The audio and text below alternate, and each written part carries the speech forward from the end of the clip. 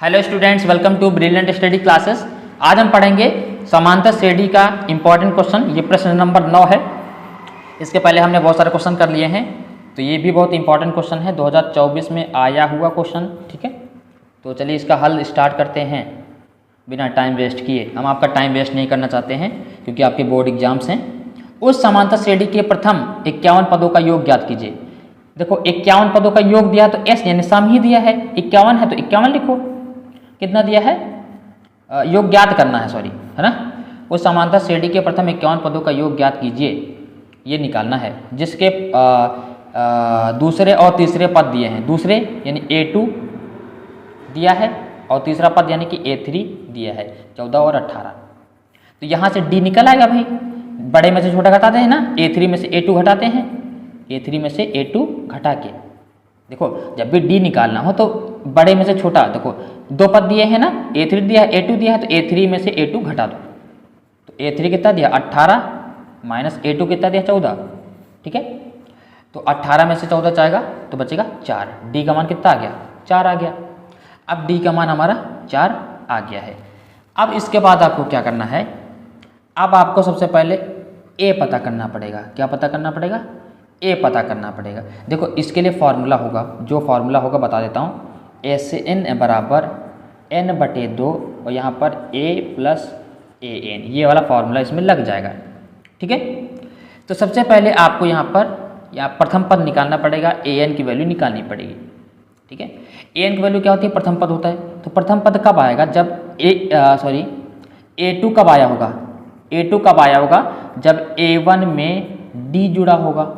Correct, A2 कब आया होगा, जब A1 में D जुड़ा होगा, तभी तो A2 आएगा। A1 में तो जुड़ के आता है, तो A2 का मान हमारे पास देखो दिया 14। यहाँ से A निकालने की कोशिश कर रहे हैं और A1 ही हमको निकालना। A1 ही क्या होता है, A होता। अब A1 को यही लिख देंगे प्लस D, अभी देखो निकाला 4, D अभी निकाला है 4। तो यहाँ पर देखो 14, 4 इधर भेज दो, हो जाएगा माइनस के 4 बराबर A। 14 में से 4 गया, बचा आपका 10 बराबर A। तो A का मान कितना आ गया है, 10 आ गया।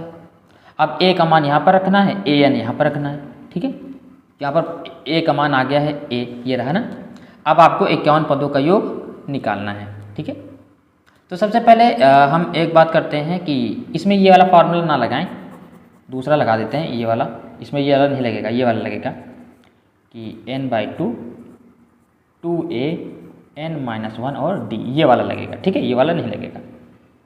तो S कितने पदों का, 51 पदों का, तो S 51, यहाँ पर भी 51 रखना है, बटे में 2 ही रहेगा। 2 गुणे A का मान अभी देखो निकाले हैं 10 प्लस N का मान कितना है 51 माइनस के 1। ठीक है, और यहाँ पर देखो D का मान अभी निकाला था हमने, ये रहा 4, ये रहा। ठीक है, अब इसको कीजिए, S 51 का मान हमको निकालना है, S 51 ही निकालना है। ठीक है, आगे देखो ये 51/2 ही है और 10 दूना 20 प्लस 50 में से 51 में से 1 गया, बचा 50। 50 चौके कितना हो जाएगा 200। 50 चौके कितना होता है, 200 होता है। तो 50 चौके 200 होता है। अब देखो इसको सॉल्व करेंगे, आगे बढ़ते हैं ज़रा। ये कितना दिया है देखो 51/2, इन दोनों को जोड़ेंगे, 200 में से 20 जुड़ा, 220 कितना हो जाएगा 220। अब इसको सिंपल कर लेंगे, 2 एकम 2, फिर 2 एकम 2, 2 एकम 2 और ये 0, कितना हो जाएगा 51। तो यहाँ पर देखो, यहाँ पर करता हूँ कि S 51 पदों का निकालना है। तो यहाँ पर देखो कितना दिया है 51 गुणे 110। अब यहाँ पर 110 और यहाँ पर 51 का क्या कर लेंगे, गुणा कर लेंगे, 1 0 0 1 1 1 और यहाँ पर 5 0 0 5 और ये 5, इनको ऐड कर लेंगे, 5 है 6, 56 10 कितना आ जाएगा 56 10। तो 51 पदों का योग कितना आएगा 56 10 आएगा। तो इस तरीके से इसको करना था। अगर क्लास आपको अच्छी लगी हो तो लाइक कीजिए, चैनल को सब्सक्राइब कीजिए। मिलते हैं नेक्स्ट क्लास में। Thank you class.